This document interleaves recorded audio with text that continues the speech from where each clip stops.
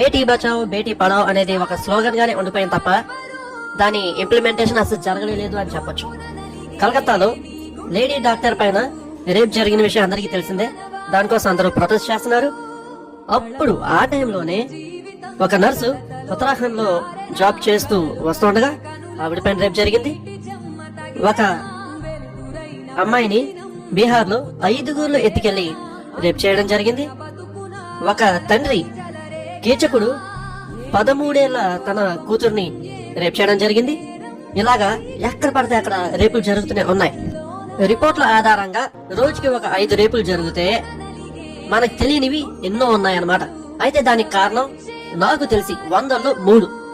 ఒకటే unlimited internet వల్ల వచ్చే సెక్స్ వీడియోలు, 2 తాగుడు, 3 మగ వేధవికి భయం లేకపోవడం. భయం రావాలంటే ఏం చేయాలి?